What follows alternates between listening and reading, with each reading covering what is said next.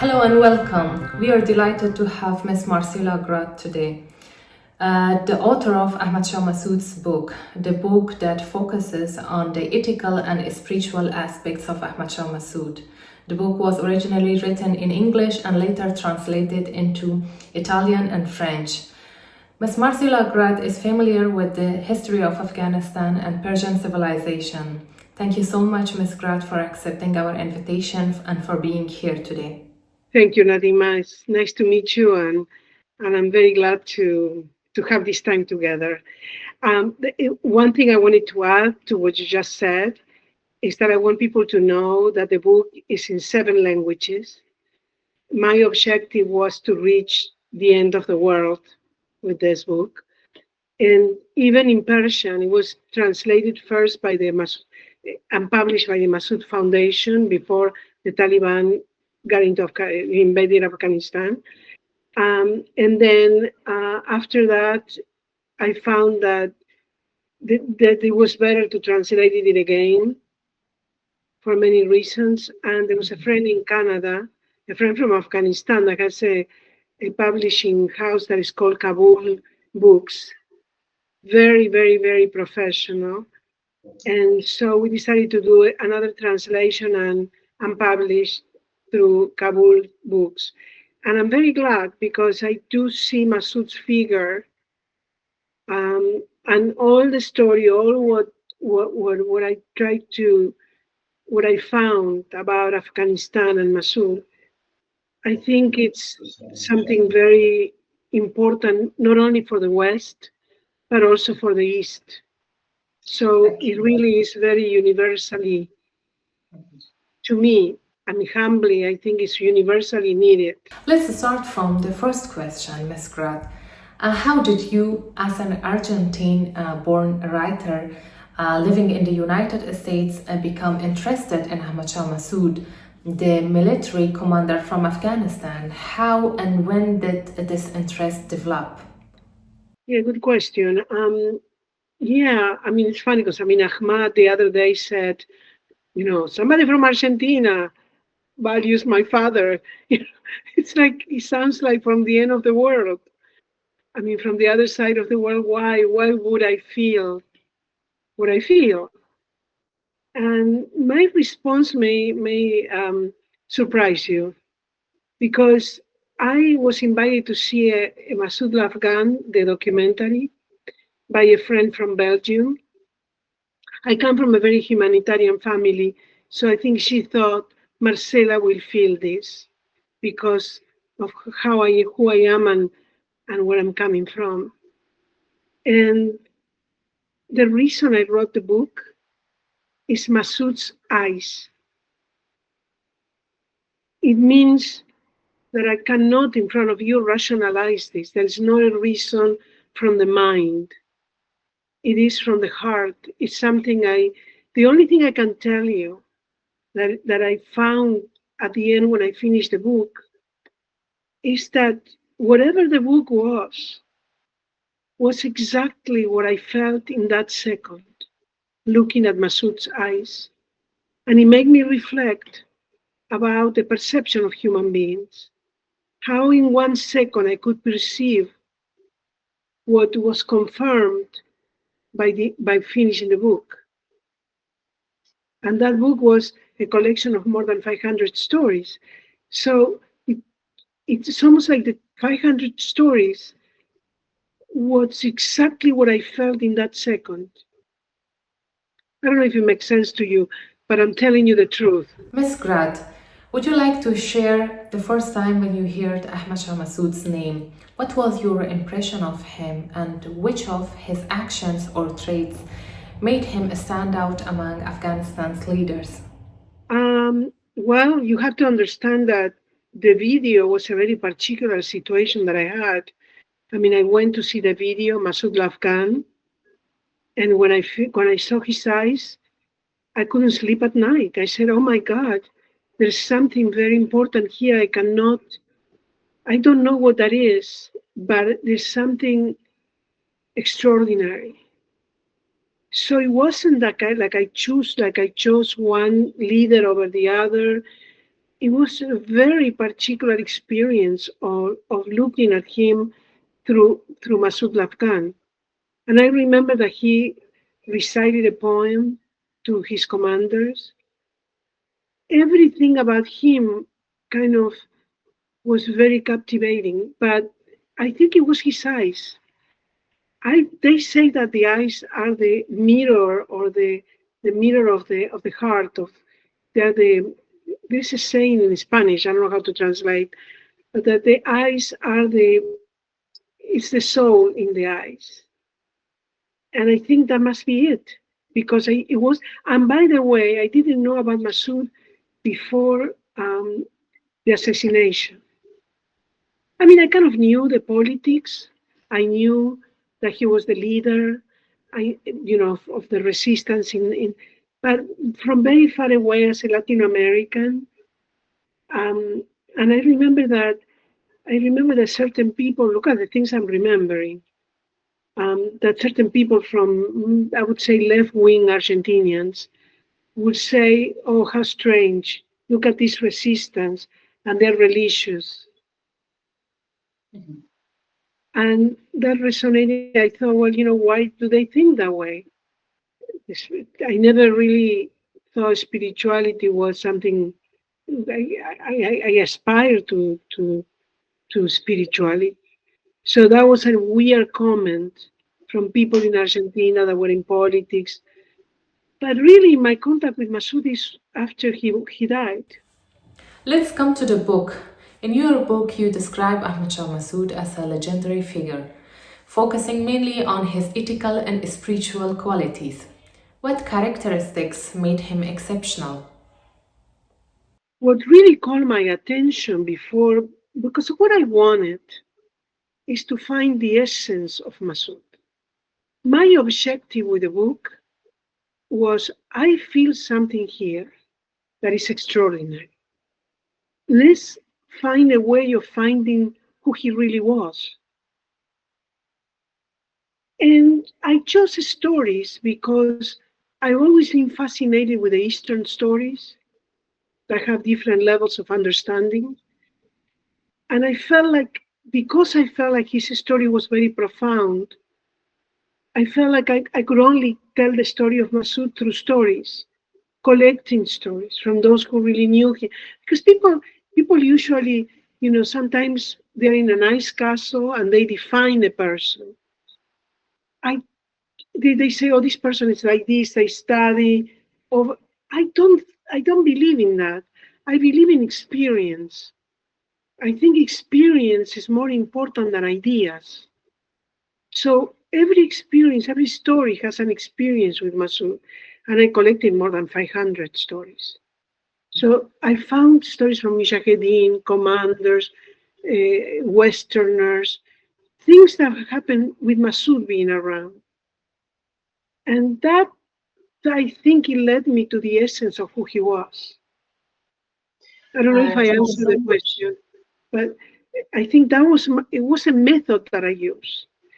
Because I'm familiar with the Sufi stories, the Eastern stories. I lost you. No, okay. Um, I'm familiar with. I always been interested in storytelling, and so I'm familiar with the stories, collected, that Sufi stories, the Eastern stories, Zen stories, all kinds. And to me, they have different levels, and you can see through the story aspects that you couldn't see otherwise. So I think I chose the right technique. And I would say that that technique should be used for other people. Because you say you want to find the essence of that person. You cannot find it by ideas or by going to a newspaper or by, you have to go to the people that live with that person. And I think it's a technique that I would encourage other people to use. Um, okay. Miss Grad, let's come to this point. When you published this book, how were the reactions, especially from the Afghan readers? Good question. You mean the reaction from because the book is being published in 7 languages, including Persian. And I get letters all the time from people, whether from the West, many from the West, but also from people from Afghanistan. I mean, I definitely have, or even from Iran.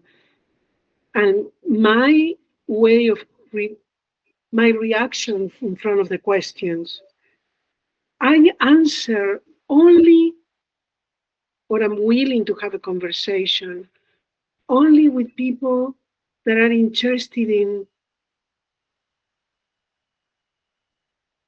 who Massoud was, not the people that introduce politics to it. Because there are some people that they like only the chapter of Kabul, but it was a very difficult chapter to write because it's very conflictive, it's very chaotic, Kabul. So I talk to people when they have that kind of, when they feel something. If they feel Massoud, then let's talk. If you want to talk, let's talk.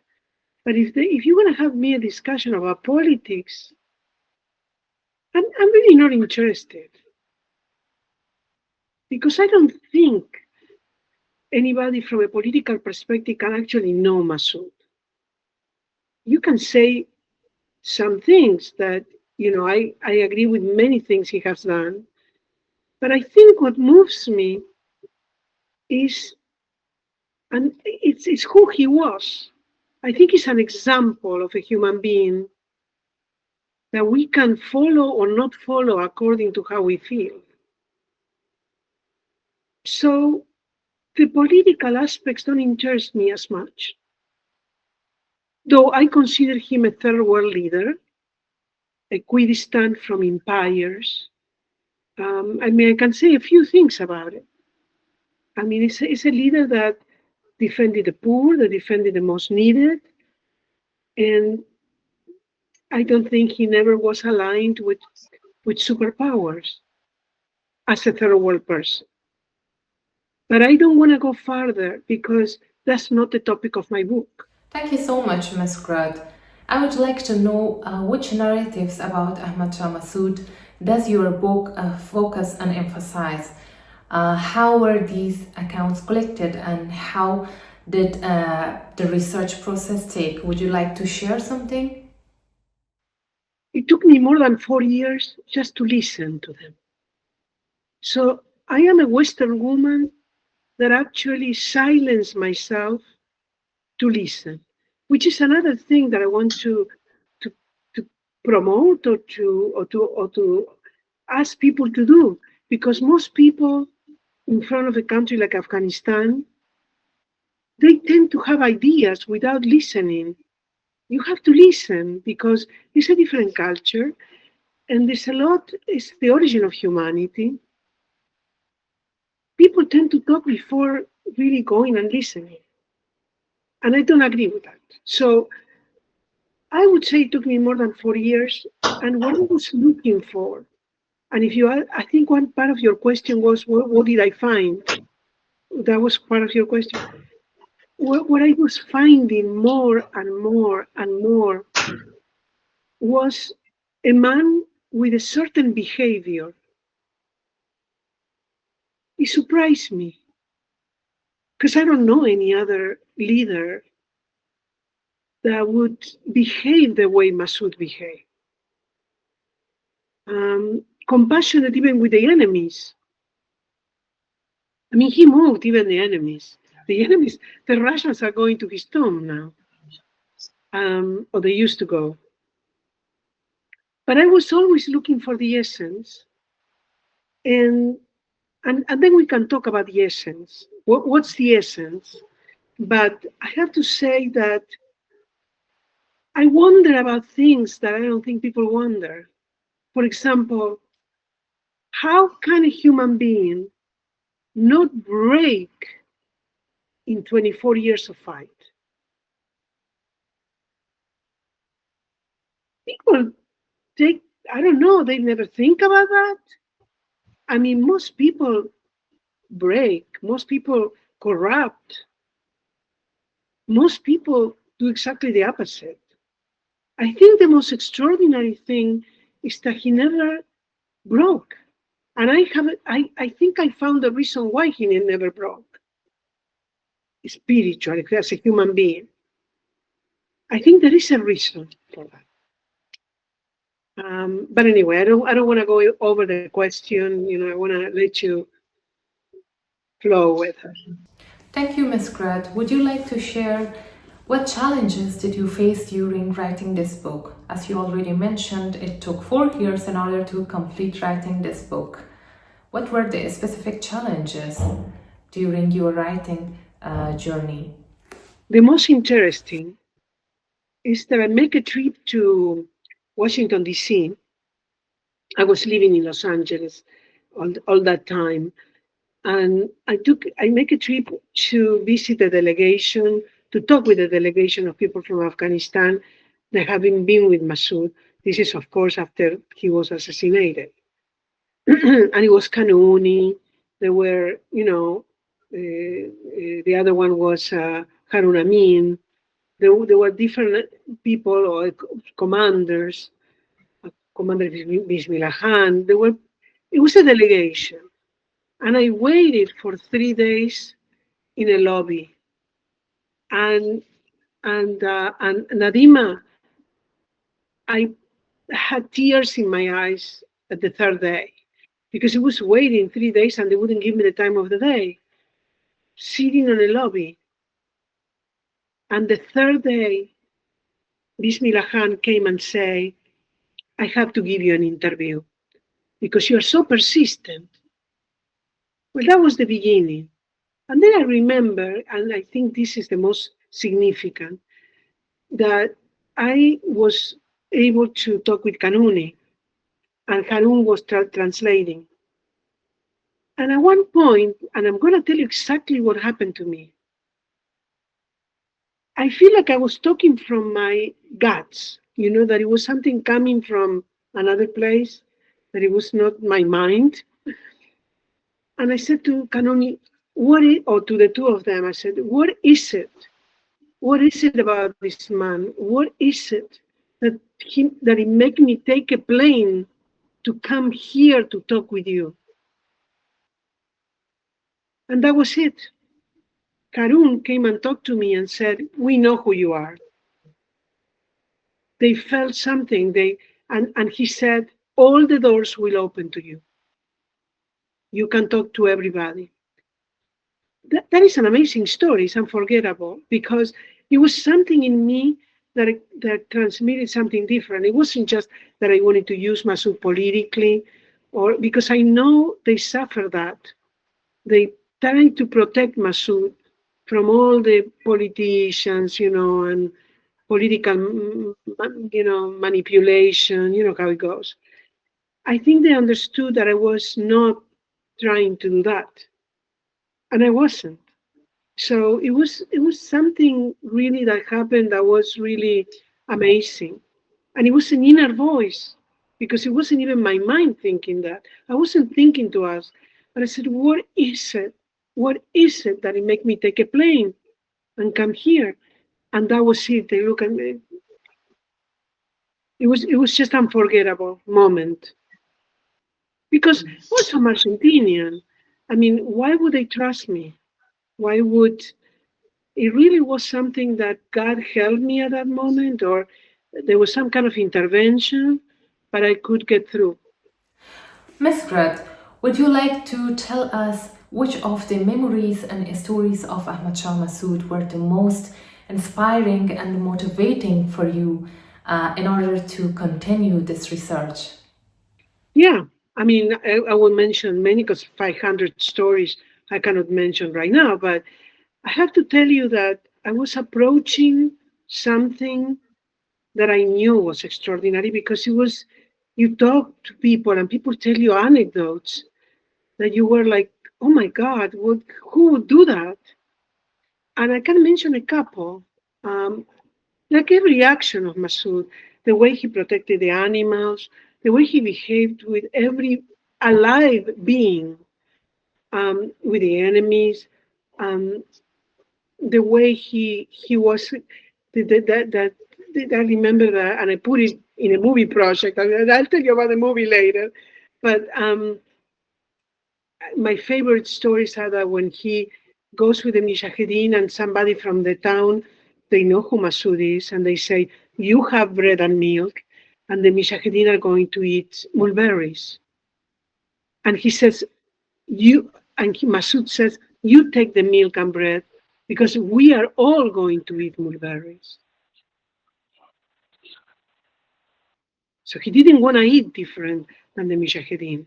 But that's all his life like that. And then, for example, a story where they are in the mountains and they're surrounded by the Russians, and a peasant forgets a pass that you need in times of war. So somebody says, "Why you forgot the pass? You need to go back with the lambs and get the pass before you can get out." And Massoud is watching, and Massoud stops both of them and says, "Why does the sheep or the lambs have to pay for a mistake of a man? You leave the lambs here and you can go and get the pass. But the lambs don't have to pay for the sacrifice of doing that." Things like that that you go like, who are you? But then the most extraordinary story to me, the one that really makes you realize who he is, really. Because there are good people and bad people everywhere. But there's certain things that show you that Massoud is not a conventional man. It's not conventional. It's not like everybody else. He, Hekmatyar, who is, I think, the people that are listening to this probably know, is a pretty bad guy in Afghanistan. And he was running away from the Taliban. And where do you think he was going? Because the Taliban didn't need him anymore. So he flew to the compound of Massoud. So, and I'm telling you this because there is a point when we have to understand that he's more developed than us. And we may talk about him. He's just not a regular man. He received Hekmatyar, who apparently he had killed one of his brothers, which is something that adds to the whole thing. That you think who would receive this man? And he served him tea, all in the tradition of in Afghanistan. He followed everything. He slept in a place, Hekmatyar, in the compound, and Massoud had to ask, guards to protect Hekmatyar because the Mujahideen wanted to kill him. So he didn't want that to happen. And the story goes that Hekmatyar couldn't sleep the whole night because you know how the conscience is. And he was in his arch enemy compound, and he didn't kill him. He couldn't understand. I mean, he was walking. The story goes that he was walking the whole night because he couldn't sleep. That, don't look for examples. Don't look for example. You won't find an example of somebody that acted like Massoud. And the next day, of course, he was sent to somewhere else. Some people say to Iran, and others say prefers to Mazar-e-Sharif. But he was sent by helicopter to another location to protect Hekmatyar from the Taliban. That doesn't exist. So I would say to people, that story, well, sure, you think you're so developed, you think you're so advanced, you're such a nice person. But who would do that? Massoud. So I tell you those stories because little by little in my process of listening, I was understanding little by little that this was not common. This something happened to this man that is not conventional for him to act like that. And there are other stories that are also extraordinary. I'm just told you two or three, but those are the ones that come to my mind because it was in the process of understanding what is to be developed, what is why this man is not like any of us. Why? I think And by the way, I can't help to say that I, as an Argentinian, think that your country, you're from Afghanistan too, no? It's not just any place. It's not just any place. It's the land of Rumi, it's the land of profound spirituality.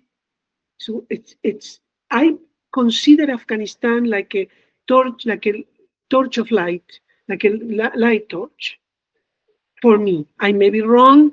Maybe some people will disagree with me, but in my perception of what I listen and listen and listen, is that Masud is not just in a vacuum. Masud is the best of something that it's already extraordinary. Now, people in the West are going to put down Afghanistan because they're ignorant. They think that they know, they think that they're, primitive, and you know how it goes. But I don't think that way. I think Afghanistan is a very important place to protect. For some reason, has never been really possessed. Afghanistan is one of the only places in the planet that has not been possessed. It talks about the dignity and the force that the people in your land has. They can fight until the last drop of blood, but they won't give in. And I don't know if I'm improvising and I'm just telling you how I feel, but I don't think Massoud is in a vacuum. Why did the best leader for me, of the millennium from Afghanistan? You tell me. Because I think Massoud is the most important leader of the millennium. And I can tell you about later on with other things, when we talk about the essence of who he is. Uh, and people may not agree with me, but I don't think there is another Massoud. And I think it is the leader that needs to be studied and needs to be felt from the heart, and all humanity needs, not just Afghanistan. Miss Grad, as far as we know, you are also interested in Maulana Jalaluddin Muhammad Balkhi, as you said, Rumi. I would like to know, where does your interest in Rumi originate from? And to what extent do you consider Ahmad Shah Massoud's ideas to be close to Rumi's thoughts? First of all, one thing that is I put in the movie, but I just learned recently, is that Massoud, when he was a child, he comes from a Sufi family. Um, his father has a huge library, and one day the father, and I put it in the movie because I find it so poetic, which is something that for me is important. I see all the story of Massoud poetic. When he's a child and he has many siblings, and the father said, I have a big library, all of you need to choose a poet from the library. So each one of them chooses a poet, a book. And one of the sisters told me recently, because I always thought that it was Hafiz, the poet that Massoud chose. But she told me that no, that the book that Massoud chose from that library was a book of Rumi. That's the first thing I wanted to say. And I put it in the movie. It's not in the book because for some reason in the book is all the scene, but not particularly like which book Massoud chose. You know? At that time he was called Ahmad Shah. And about me, I'm familiar. Every time I read something from Rumi, I feel more ignorant. I just want you to understand that I am aware of my ignorance. Because also I read it in English. In your own language, Rumi, you know what I mean. I am completely aware of my limitation. But I'm familiar with Saadi, with Rumi, with Hafiz, with Al Ghazali, with Ansari. I'm, I'm, I'm, for many, many years, I've been really reading all these poets. Rumi is my favorite, probably. Um, though who am I to I guess I love the Masnavi. Um, it's like an ocean. The Masnavi is like entering into the ocean for me. Um, but yeah, I mean, Rumi would be the most present in my life. But that I have, explore all the Persian poets just because it's really what I feel the most. I write poetry, I should tell you. So I just published a book that is bilingual, English and Spanish, with some of my experiences. So I have I love poetry, particularly because I write poetry. Um, but so Rumi is part of my life, but I am deeply aware of my limitations oh, and through poetry, I realized that the origin of all knowledge is from there. To me, people can say it comes from this, it comes from, but for me, the most important knowledge for humanity comes from that, from the Persian poets. I, I don't have any doubt that the origin of knowledge comes from your areas, from, from places like Afghanistan, Iran. Miss Grad, many people are curious about how you personally view Ahmad Shah Massoud. If you were asked to describe him in few sentences, how would you introduce Ahmad Shah Massoud? And could you compare him to any other historical figures? He's not like any other figure. He's unique. I am going to talk from my heart. I'm going to talk from what I feel because I think we're talking about the essence, no? The essence of who he was. I think Massoud was a man who worked internally to a point that changed inside. I think his path is a learning path. When you look at Massoud's diaries, in every diary, mostly he criticizes himself. He's never praising himself.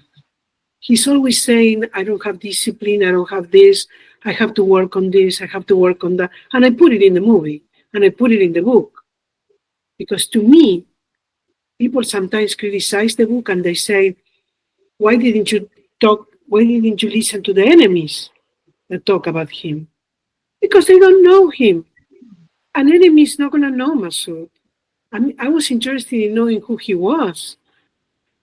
And I learned that the diaries were part of the inner work that Massoud did. Now, why do I mention this? I mention this because I think it's the most important message that he has for humanity. The message is there is a way of development of human beings. We all can develop. We all can learn from Massoud. We all can become something better, a better version of ourselves, a more detached from material, more concerned with human beings or are harmonized with the universe. We can. It's possible. And for me, that is a treasure. That is like a treasure that's what doing the movie, which I'll tell you in a minute about the movie. What I don't want to lose is that many other details I can negotiate, but I don't want to lose the essence of his story because it's giving hope to humanity that is possible. It's possible to be a human being that in 24 years doesn't break and doesn't change his behavior. It may sound like something strange, me talking about this, but it shouldn't be strange because I learned about Massoud by listening. by collecting stories. This didn't come just by osmosis. It's a whole work that I did to show, to find who he was. And who he was? A mystic. He was a mystic. In my journey to Massoud, I met a Catholic nun in a convent who lives in Europe. This nun comes from the Catholic Christian tradition, close to the St. Francis order. And she prayed for 24 years for Massoud.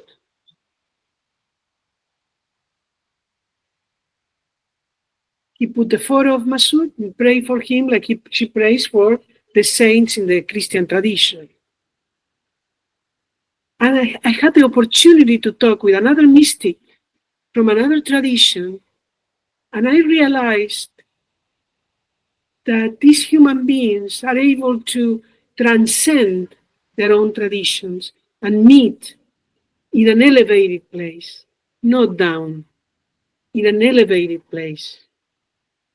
So my journey was pretty unexpected, but I spent 5 days in a convent in Europe talking with this nun. And she knows that none of the Catholics in Europe will understand her. So she was writing a book about Massoud and says, I'm going to change the name because nobody will understand me. There is a point, an elevation point, that we need to have to meet Massoud. And we need to do it from the heart because there's not another way. Well, let's focus on the current situation of Afghanistan. As you know that today Afghanistan is under the control of Taliban. If Ahmad Shah Massoud were still alive, how do you think the country's fate would have been different? I try not to be political or not to enter because also I'm not a politician but I can tell you how I feel. First of all, I thank God that there is an Ahmad, Massoud's son. I know that they have tried to kill him like 3 times. And I thank God for his presence because the work needs to be continued. I mean, Massoud, I don't know how the miracles of God, because to me it's like a miracle, that now there is a son who follows in his father's footsteps and is learning probably continuously from his father, and he is decisively not giving up. I also think that the world, the Western world, needs to wake up. They're not awakened. They're not even close to be awake. They don't understand the danger and how much people from your country need, the ones that are resisting in the mountains, they need resources. They don't want boots on the ground. They don't want boots. And I hope these powers in the world respect the decision of not wanting boots on the ground. But help should be given to these extraordinary people that for the last 4 years have been resisting against an incredibly horrific power like the Taliban. And it's not only the Taliban. Ahmad just said very recently that there are 20 extremist groups right now training in Kabul. So this is not about the Taliban only. And this is danger not only for Afghanistan, but also danger for the world, for humanity. And I would say one more thing. Ahmad, I think, is defending the tradition of the Prophet. Apart from everything he's doing, he's also protecting the tradition of the Prophet. And I know humanity don't see this, but they should be ashamed because the tradition of the Prophet is the tradition of Jesus Christ. I mean, the tradition of Jesus was deformed and they killed Indians in the name of Christ, but somebody saved that tradition. and somebody will save your tradition. So that's how I see the panorama. Yeah, I don't think it's going to be easy. I don't understand the world. I don't understand people because they're talking about all kinds of things, but they never mention this. So I don't understand what else should we do for them to wake up. Massoud had the same problem 20 years ago, and now they're making the same mistake, or worse. Because according to Ahmad, and I'm really following Ahmad, he says that the situation is worse than in 2001.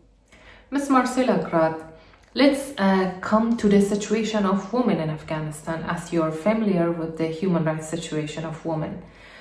According to the narratives in your book, what was Ahmad Shah Massoud's perspectives on the rule and position of women? I'm going to begin from now for you to see the impact of Massoud in the situation of women.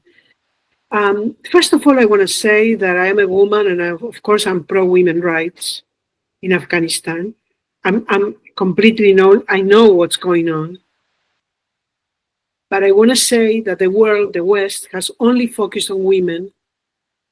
Some people, women and children, like Mrs. Bush's wife, I mean, people that come from powers, they never talk about the men. And I am, as a woman, think that men in Afghanistan are victims too. Not only victims because of the repressive regime, but also because they're trying to change their own culture. And I think that's extremely horrific for somebody from Afghanistan, a man or a woman, that they want to deform your tradition. So I personally, I always talk about victims as women and men. I never mention women alone because I really think that behind the silence of the West about the men is prejudice against your tradition. It's prejudice against the Muslim tradition. And I don't agree. And I want to begin with the present time because I just heard that Ahmad said that more women than men are enlisting in the resistance right now. And I want to say that it's not a coincidence, that there is an evolution because we're going to equality, no? Equality. I don't want superiority of women. I want equality. The women are more women trying to get into the resistance than before. You remember when the women only cooked, remember? And just handled some guns. No, now there is a commander that is a woman. And you know why I think it happened? I think it happened because Massoud not only signed the petition for women's rights, but also the way he treated women. That's why women went in processions to his tomb. I remember, I put it in the movie, that Massoud said to the women once they came to complain because people in the government in Kabul, they didn't let them to be in TV. And Massoud said, of course you can be in TV. I know that some people don't want you to be on TV, but you can be on TV. And he said, and remember that we are not better than you, that all of us are just human beings like you. And Massoud said also that women also needed to evolve. There was evolution for men and for women. So I really think it's happening, this thing about the resistance that I just told you, that the women are participating in the resistance. Yeah, and I'm saying this with passion. I think you're hearing my passion for this. Because Massoud works so much on giving them dignity. Because it's not about superior, it's about women feeling the power, feeling empowered. And I think it comes from Massoud. And probably from other friends that were around Massoud that had the same mentality or the same approach. But that's something that I give it to Massoud because, I mean, and I have heard enough, even in the stories that I collected, where Massoud was profoundly I think Massoud was much more advanced in terms of women. Even his wife adored Massoud. And, and I put something in the book, in the movie, that is in my book, where they both recite poetry to each other. And Sadika, one of the names of Massoud's wife, she says that she loves poetry because of her husband. I mean, when I told this story to friends in the West, I tell you, there's not even men in the West that are like that. So, yeah, I mean, I think it has to do with the kind of leader they had. And look at how extraordinary that women are. I mean, it's not like I want anybody to die in a resistance. It's not like I'm saying, oh, how great that they're fighting in the mountains. But you know what? Equality. Equality.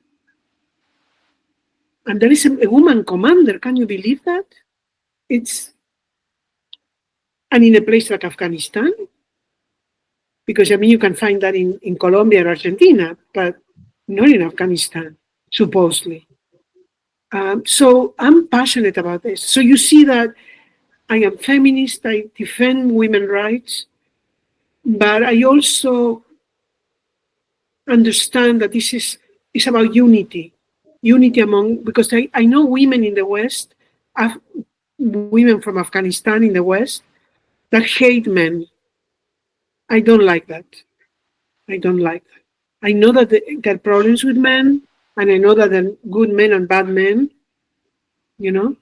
but there's also good women and bad women. I mean, and I think I'm passionate about it. I mean, I didn't realize until now, until talking with you, how passionate I'm about this. And I put it in the movie. I think I found a way of telling his story with his wife in the movie in a way that shows love and poetry.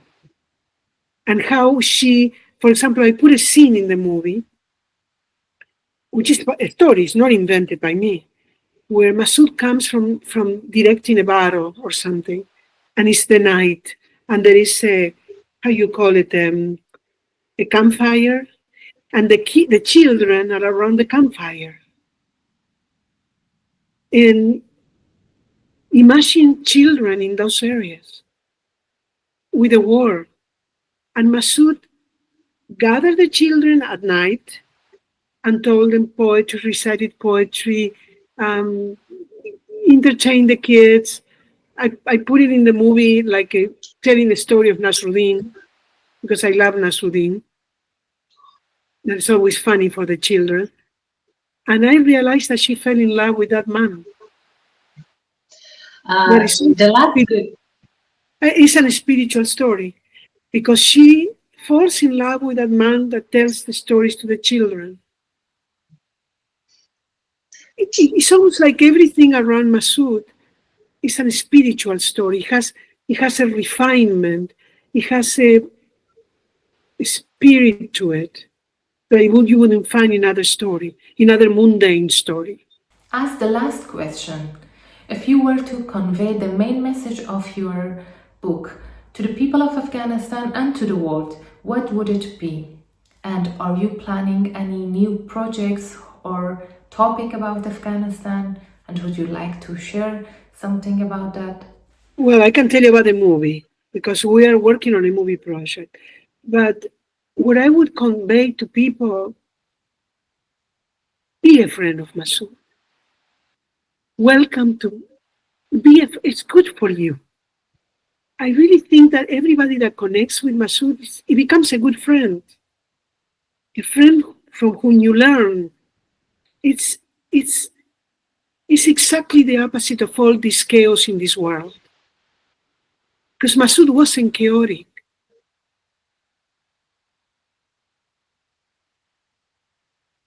Massoud was a mystic, and somebody very aligned and very much a servant of God. And I know that, spirituality, sometimes people is funny. I can communicate to you, but not everybody feels the same. But I think Massoud will be felt by the hearts of many, and Massoud is growing in humanity. I think it's okay to connect with somebody that inspires you to be better. Every story you take from the book is an inspiration to be better, to be more human, to be more unifying. Massoud is. One day I woke up after finishing the book and I realized that everything was about unity. I said, how could it be that everything, all the stories are about unity? And unity, unity, unity, unity, unity, in the end, is unity with God. And one day I woke up and I said, all is about adab, that word in Persian that means good manners, but it's a profound word. And I said, but Massoud was all about adab, adab, adab, adab, adab, adab. Yeah, it can be felt differently, but it's always about unity and adab and good manners and love for his people. Um, I tell you one more anecdote that just came to my mind because I really think it may help me with the movie because I have all the stories in my mind. A Japanese photographer, I don't know if you know him, Hiromi Nagakura, follow Massoud. I mean, it's an interesting stories in the movie too, that he wanted to follow Massoud. He's Japanese, little guy. And one day I was interviewing him, and he said, Massoud, to, to, to greet the people in one town, he lowered his head more than them. And he said, no, Marcela, you don't understand. You don't understand. Let me send you a fax. And this is a Japanese that is accustomed to do like this, no? I mean, their tradition, you lower your head. And he says, no, I have to send you a fax. Because he's so impressed because he said he lowered his head more than the Japanese. So he drew everything and showed me how he lowered his head more than the people. So I'm a servant of God, I'm a servant of my people. For the Japanese was big deal. For him was, oh my God, Massoud, why would he? He is the commander. He is the one known by people. But no, that's the way he acted with the people of the town. And I just find it fascinating. And I tell you because the story came from a Japanese. And I still have the paper that he sent me by fax, where he drew the whole thing because he couldn't even believe that I understood. He didn't understand I'm Japanese, but not like us. So, just every story is, and being a friend of Massoud is a good medicine. It's a good medicine for the soul. And I would advise all the friends that are listening or people from Afghanistan to really explore this book. No, it's not mine. I'm a servant. I'm did it in service. But those stories are just something that you need to read the stories. And it's not like 2 or 3, it's 500. So. Thank you so much. And then I wanted to mention about the movie. I feel, I don't know if you know Quixote, the character in Spanish literature that goes for the adventure. And anyway, I'll show you another time we can talk about Quixote. I feel like I'm in an adventure that, it's kind of miraculous because I'm kind of moving ahead. I wrote a script for a possible movie about Massoud. By the way, the book became alive because suddenly from having a book, a movie changes completely everything. Everything is visual. You are in a medium that is completely different than writing a book. And I'm doing well. I got interest in Europe. There are 3 people from France, which is the place that has more connection with Afghanistan in Europe. I think you probably know that. But these three people that are not just any people, they're interesting, two are filmmakers. They want to help me because they like the script. So imagine, I'm excited and I'm like praying to God that helps me in this because, it's not easy. Because, I mean, between you and me, it's not easy from a Western person, even a Western woman, to pursue something like this in a moment where you find Europe, that sometimes there are people in the streets saying Europe is Christian, all the Muslims should leave. We are in a difficult moment. I mean, we can be sitting here quietly talking, but the moment in the world is very difficult right now. So, but anyway, and I already, by the way, talked in the UK Parliament and the Swiss Parliament. And I want to leave it open now that I'm talking to an audience and you, that I'm open to help and I'm in service in case you guys want me to talk in any other place like a parliament. The UK Parliament was very interesting because it was a Western woman talking, and I didn't buy debate. I talked about a plea to help Afghanistan, the land of Rumi and Massoud. That's how I finished. And everything was about the spirit of all this story and why they should be helped. And it was good. It was a good experience and good feedback about that speech. But anyway, going back to the movie, so it is a journey that is not going to be easy, probably. But I think if God gives me health, and I need to do this movie, I think this is for humanity, not just for any group in particular. And these three people not only believe in the script, but they form a group of support for this project. So we meet him by Zoom, it's like, it's exciting. For that, I will need all of you to surround me, because the worst I can do is to be arrogant in this. I need to be humble from beginning to end. And I need to consult you, consult all the friends that I have in Afghanistan to cultural things, other things that you know what I mean? It's something that I'm very lucky that I have. I have already the support of many friends from Afghanistan, which is unusual. I don't think there is another case in the West where a Western person has the support from the people you're doing the movie about.